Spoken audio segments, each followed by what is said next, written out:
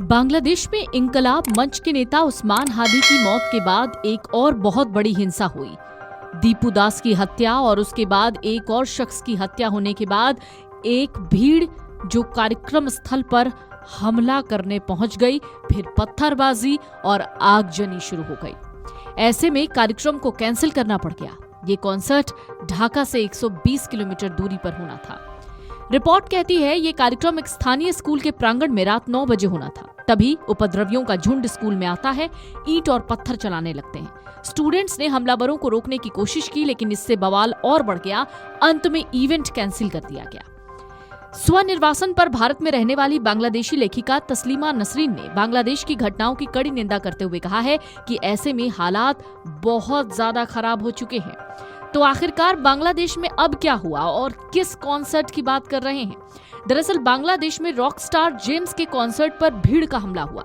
जमात के कट्टरपंथ से तारिक रहमान, जो कि 17 साल बाद बांग्लादेश में वापस आए हैं, वो किस तरीके से निपटेंगे, ये एक बहुत बड़ा सवाल है। बांग्लादेश के मशहूर रॉक स्टार और बैंड आइकॉन जेम्स का एक कॉन्सर्ट हंगामे की भेंट चढ़ गया। फरीदपुर में आयोजित उनके कॉन्सर्ट पर कुछ बाहरी लोगों ने धावा बोल दिया। ये कार्यक्रम फरीदपुर जिला स्कूल की 150वीं वर्षगांठ के मौके पर आयोजित किया गया था। कॉन्सर्ट शुक्रवार रात करीब 9 बजे फरीदपुर जिला स्कूल परिसर में शुरू होने वाला था। कार्यक्रम शुरू होने से पहले ही कुछ बाहरी लोग जबरन अंदर घुसने की कोशिश करने लगे। जब उन्हें रोका गया तो उन्होंने मंच पर कब्जा करने के इरादे से ईंट पत्थर फेंकने शुरू कर दिए।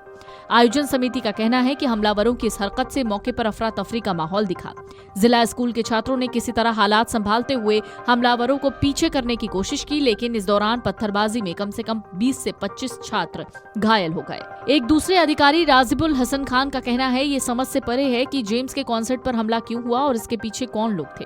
उन्होंने कहा, इस हमले में कई छात्र घायल हुए हैं, जो बेहद चिंताजनक है।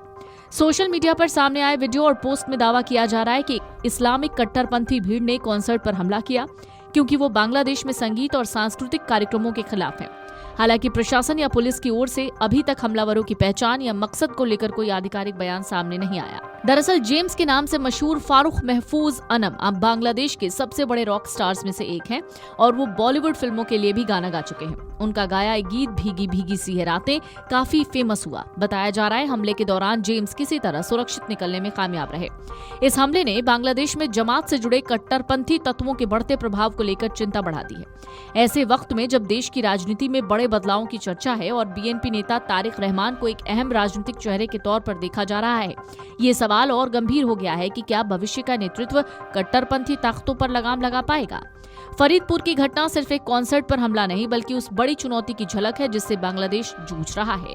दरअसल हालात उस वक्त इतने बिगड़ गए थे कि जेम्स किसी तरह अपनी जान बचाकर वहां से निकले और कॉन्सर्ट को रद्द करना पड़ा। 26 दिसंबर देर रात ये घटना घटी है। मशहूर बांग्लादेशी रॉक गायक और गीतकार नागर बाउल जेम्स के कॉन्सर्ट पर हमला हुआ। इन दिनों बांग्लादेश हिंसा के दौर से गुजर रहा है और हिंदुओं पर भी लगातार अत्याचार हो रहे हैं। Video desk अमरुजाला.com।